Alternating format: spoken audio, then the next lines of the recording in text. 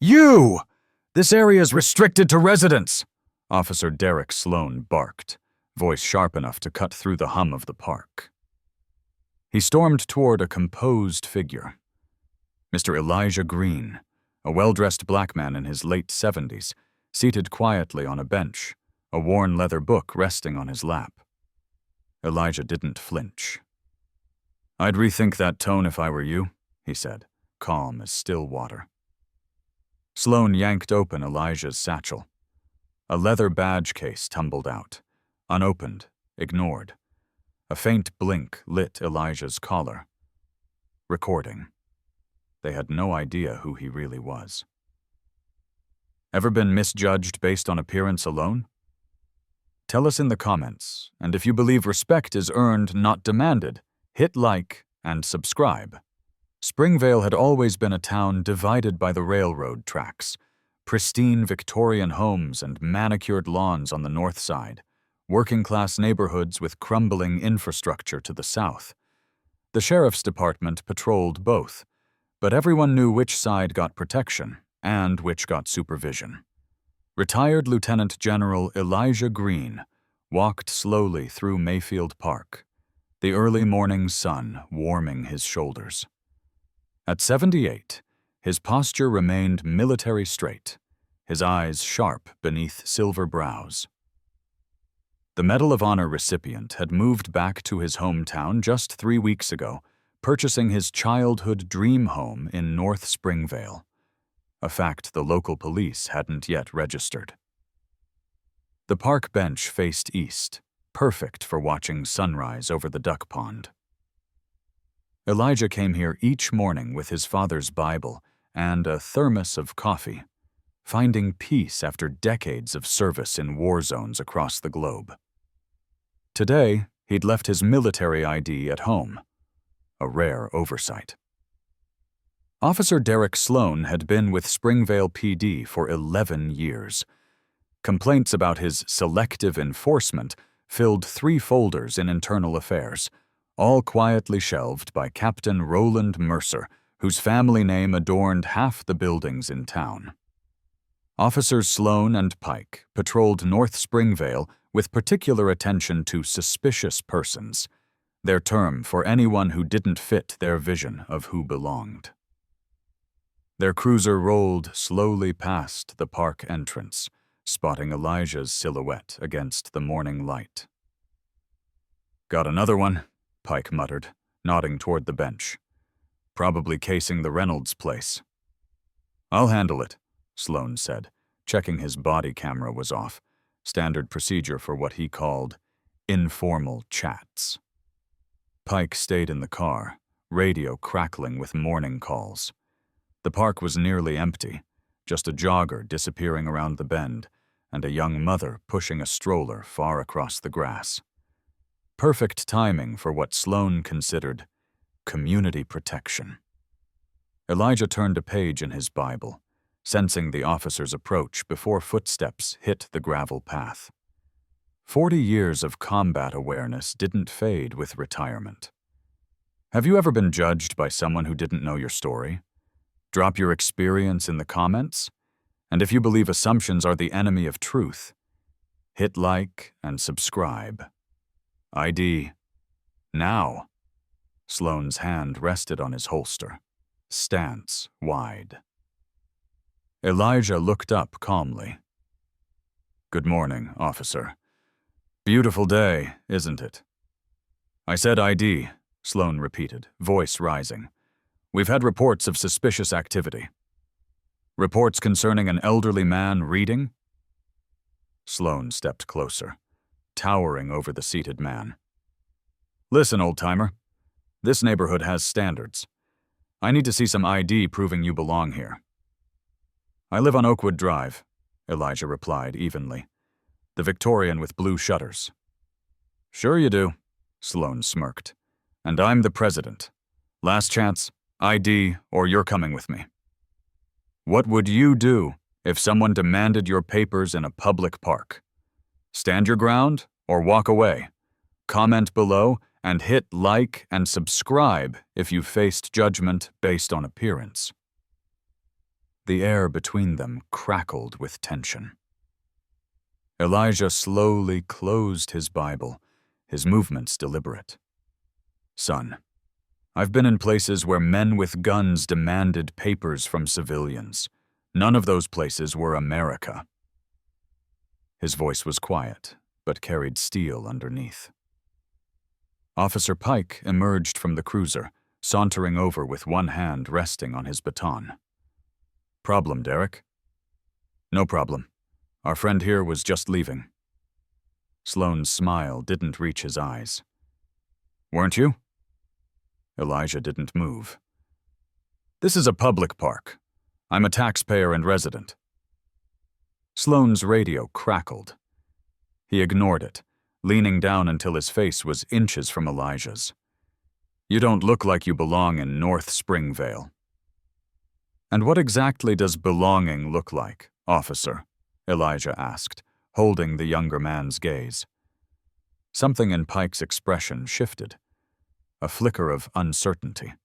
He glanced at his partner, then back to the elderly man whose composure remained unshaken. "Derek, maybe we should—" "I know what I'm doing," Sloan snapped, cutting him off. "This is a restricted area after the vandalism last week. I'm just doing my job." "No signs indicate any restrictions," Elijah observed, gesturing around the empty park.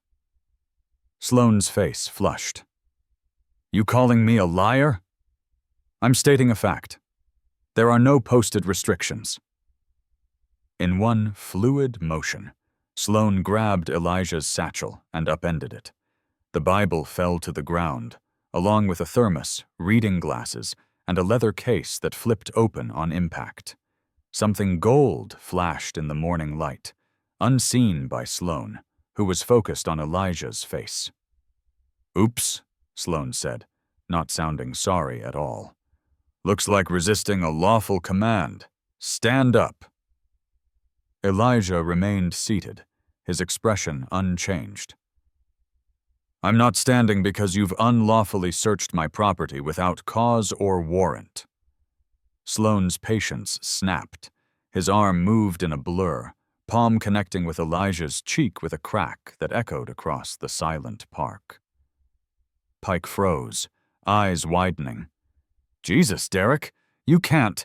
If someone abused their authority against you, would you fight back immediately or play the long game? Share your strategy below and hit like and subscribe if you believe justice requires patience." The slap hung in the air like thunder after lightning. Elijah's head barely moved, his eyes never leaving Sloan's face. "That," he said quietly, "was a mistake." Sloan laughed, all restraint abandoned. "What are you gonna do, old man? File a complaint? Nobody's watching." "I wouldn't be so certain," Elijah replied, touching a small, blinking light on his lapel. "Active body cam. Military grade. Been recording since you approached." Pike paled. "Derek, back off, now." But Sloan was too far gone, rage overriding judgment. "Give me that," he snapped, reaching for the pin. Elijah's hand shot up with surprising speed, catching Sloan's wrist in an iron grip. "Assaulting a civilian, unlawful search, threatening behavior, and now attempting to destroy evidence. You're racking up quite the morning, officer." "Let go of me," Sloan hissed, yanking his arm away. The leather case lay open on the ground, sunlight gleaming off a badge and ID card. Pike's eyes caught the glint, and he bent to retrieve it. His face drained of color. "Derek," he whispered hoarsely.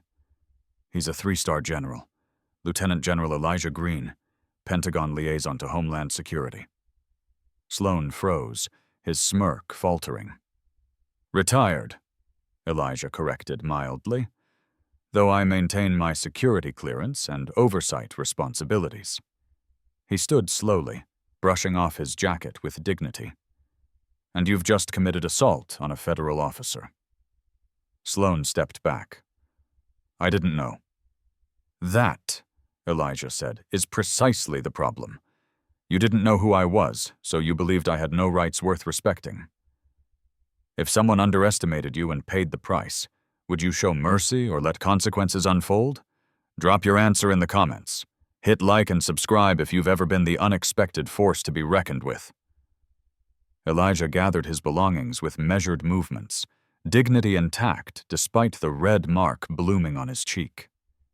When he spoke again, his voice carried the weight of command that had directed troops in 3 wars. Officer Pike, I suggest you activate your body camera immediately. Pike's hand trembled slightly as he complied, the small red light blinking to life on his chest. Good. Now call your supervisor. Captain Mercer, correct? Elijah straightened his jacket. Elijah gathered his belongings with measured movements, dignity intact despite the red mark blooming on his cheek. When he spoke again, his voice carried the weight of command that had directed troops in 3 wars. Officer Pike, I suggest you activate your body camera immediately. Pike's hand trembled slightly as he complied, the small red light blinking to life on his chest. Good. Now call your supervisor. Captain Mercer, correct? Elijah straightened his jacket. I've seen good officers serve with honor. You dishonor their sacrifice when you abuse your authority. A small crowd had gathered at the park entrance. The jogger returned, the mother with the stroller, an older couple walking their dog. All watching, some recording with their phones. Sloan noticed them and paled further. This is going to ruin me. No, Elijah replied. Your actions ruined you. What happens next is accountability. When the tables turn and power shifts, would you seek revenge or justice? What's the difference? Share your thoughts below and hit like and subscribe if you believe character reveals itself in moments of pressure. Captain Roland Mercer arrived within 15 minutes, his cruiser skidding to a stop at the park entrance. He approached with the confident stride of a man unaccustomed to accountability, silver hair gleaming in the morning sun. What seems to be the problem here? He demanded, eyeing Elijah with barely concealed disdain. Elijah stood at parade rest, the military-bearing automatic after decades of service. Captain Mercer, I'm Lieutenant General Elijah Greene, retired. Your officer struck me without provocation during an illegal detention. Mercer's expression shifted microscopically. General Greene, from the Pentagon? The same. Currently serving on the Congressional Oversight Committee for Police Militarization and Civil Rights Compliance. The captain's face went through a series of calculations, visible to anyone watching closely enough. I'm sure this is all a misunderstanding. It's recorded from multiple angles. Elijah gestured to his lapel pin and the growing crowd with their phones. No misunderstanding. Mercer lowered his voice. Perhaps we could discuss this at the station, away from the public. No. Elijah's response was simple and final. This happened in public. It will be addressed in public. He turned to face the gathered onlookers. Your officers profile citizens in this community regularly. How many of you have experienced or witnessed similar treatment? Several hands raised slowly, then more. This stops today, Elijah announced. Captain Mercer, I am formally reporting Officer Sloan for assault, harassment, and civil rights violations. And I am informing you that as of 900 hours tomorrow, your department will be under federal review. If you witnessed injustice in your community, would you speak up or stay silent? Share your choice in the comments. Hit like and subscribe if you believe one voice can start an avalanche of change. The park had transformed from quiet morning retreat to buzzing community forum. Captain Mercer attempted damage control. His practiced smile stretched thin as he addressed the growing crowd. Folks, please return to your activities. This is a departmental matter that will be handled through proper channels. Like all the other complaints? A woman's voice cut through the murmurs. Zara Washington, fifth-grade teacher and lifetime Springvale resident, stepped forward. My brother filed 3 complaints after being stopped for suspicious behavior while jogging. All disappeared. Others joined in, years of silence breaking like a dam. Elijah watched, saying nothing. His presence seemed to grant permission for truth-telling that had been suppressed for generations. Mercer's face hardened. "This is not the appropriate venue." "Then what is?" Zara challenged. "Your office, where complaints vanish. The city council meetings where we're given 3 minutes to speak before being dismissed." Phones recorded everything. Live streams captured each word. The local narrative was shifting in real time. Officer Pike stood apart from his partner, conflict evident in his expression. "Captain," he said quietly, "my body cam confirms the general's account." Mercer shot him a silencing glare. Elijah stepped forward again, voice carrying without shouting. A commander's voice, designed to be heard across battlefields. "Captain Mercer, your department operates under authority granted by these citizens. Their concerns deserve respect and response." "With all due respect, General," Mercer's tone suggested none was intended. "You've been in town what, a few weeks? You don't understand our community?" "I was born 3 blocks from here," Elijah replied mildly. "My father worked the assembly line at Springvale Manufacturing. I attended Lincoln High before my appointment to West Point. This was my community before you were born, Captain." The revelation rippled through the crowd. Someone whispered, "He's Reverend Greene's boy, the one who made General." Mercer's composed facade cracked slightly. "That doesn't give you authority to—" "My authority," Elijah interrupted, "comes from 39 years of military service, a congressional appointment to the Police Oversight Committee, and most relevantly, my rights as an American citizen who was just assaulted by your officer." Officer Sloan had remained silent, the reality of his situation sinking in. Now he stepped forward, desperation overriding protocol. "Sir, I've got 18 years on the force. One mistake shouldn't—" "One mistake?" Zara Washington laughed bitterly. "You've been terrorizing South Springvale for a decade." Elijah raised a hand, bringing unexpected quiet. "Officer Sloan, this wasn't one mistake. This was your standard procedure exposed to the wrong person. The real tragedy is that you believe there are right people to mistreat." He turned to Captain Mercer. "I'm going to the hospital for documentation of this assault. Then I'll be filing formal complaints with the State Attorney General's office and the Department of Justice Civil Rights Division." He paused, letting the words land. "Tomorrow at 0900, I will return to your department with federal investigators to begin a comprehensive review of all complaints, procedures, and records from the past decade." Mercer's face had gone from red to ashen. "You can't just walk in and—" "I'm not walking in, Captain. I'm arriving officially. The paperwork was filed last week, part of my new position with the Congressional Oversight Committee.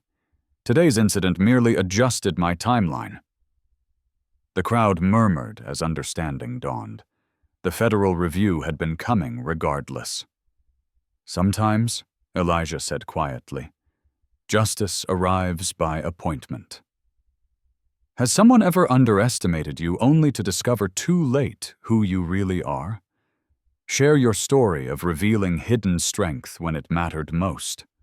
Like and subscribe if you believe in being prepared when your moment comes.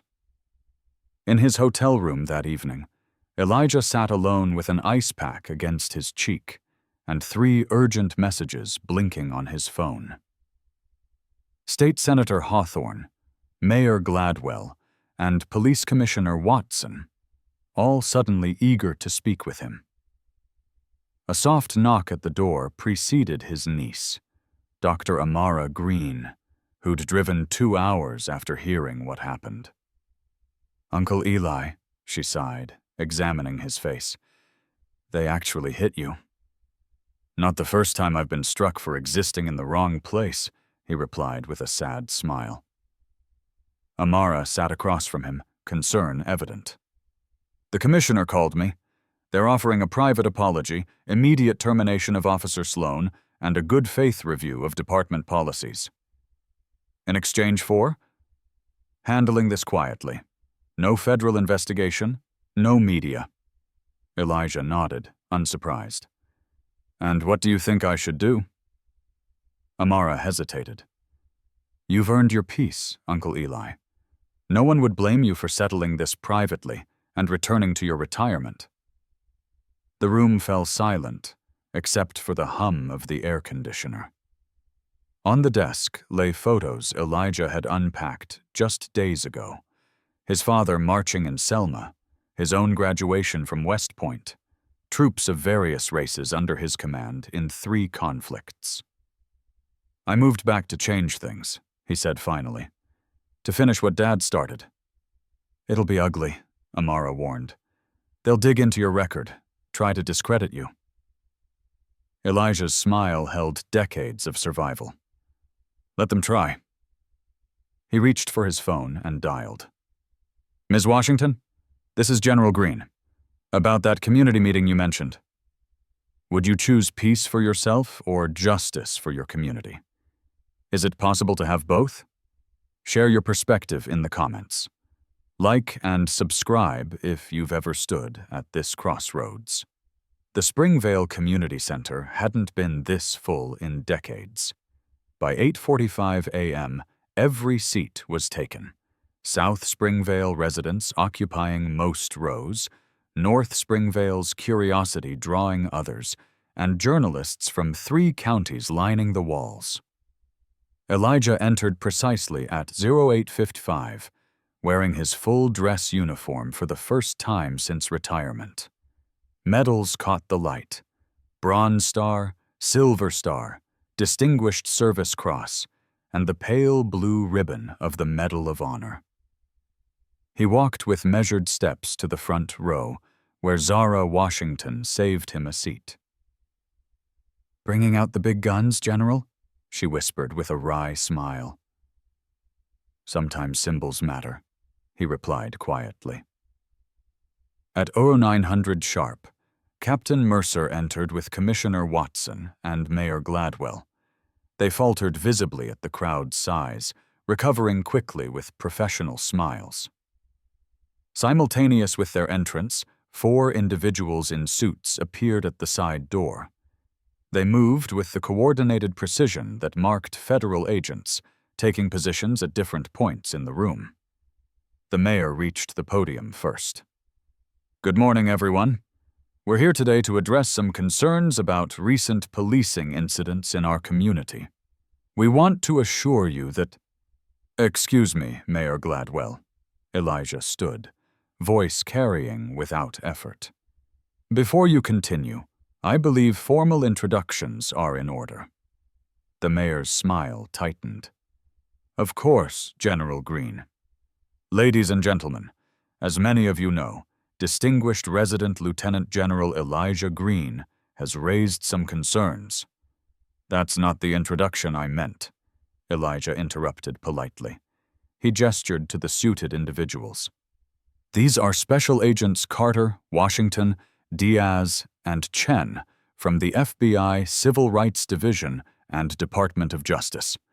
They're here at the request of the Congressional Oversight Committee to begin a formal pattern and practice investigation into the Springvale Police Department." The room erupted in murmurs as the mayor's face went slack.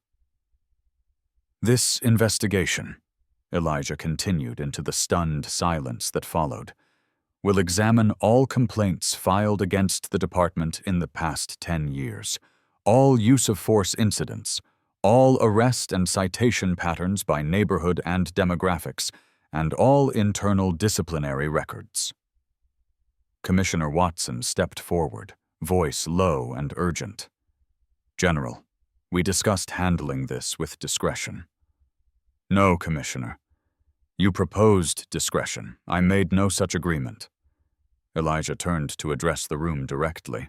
Yesterday, I experienced what many of you have endured for years.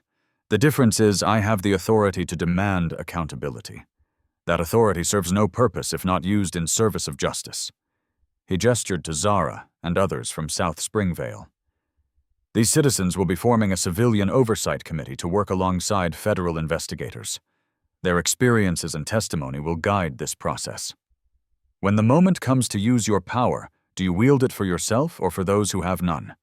Tell us what you would fight for in the comments. Like and subscribe if you believe true leadership means standing for others. 6 months transformed Springvale more than the preceding 6 decades. The Justice Department's investigation uncovered patterns that shocked even those who had lived them. Traffic stops in South Springvale occurred at 9 times the rate of North. Excessive force complaints were filed almost exclusively by people of color, and 97% of all citizen complaints had been dismissed without investigation. Captain Mercer resigned 3 weeks in, when investigators discovered a shadow system for managing complaints, including active intimidation of those who filed them. Commissioner Watson followed shortly after, citing health concerns. Today marked the formal signing of the consent decree, a court-enforceable agreement transforming Springvale's policing from the ground up. Elijah arrived early, watching from his customary bench as the park filled with community members. The same spot where Officer Sloan had struck him now symbolized something different. Not humiliation, but transformation. General, a hesitant voice approached. Officer Pike stood with hat in hand, uniform crisp but shoulders tense. May I join you? Elijah gestured to the space beside him. I've been meaning to say, Pike began, then faltered. Speak freely, son. I should have stopped him. I knew what Sloan was doing was wrong, but I just stood there. Elijah studied the younger man. Fear or agreement? Sir? Did you stay silent from fear or because you agreed with his actions? Pike considered the question seriously. Both at first, then just fear. It was easier to look away. Elijah nodded. And now? Now I'm the department's civil rights compliance officer. A hint of pride entered Pike's voice. I'm making sure what happened to you never happens to anyone else. The ceremony began at noon. Mayor Gladwell, visibly uncomfortable beside the Justice Department representatives, signed with a forced smile. The new police chief, recruited from outside the department with community input, signed next, her commitment evident in every word of her address. When Zara Washington took the podium as chair of the newly formed Civilian Oversight Board, her first acknowledgement went to Elijah. Some call it coincidence that a decorated general moved back to his hometown just when we needed him most, she said. Others might call it providence.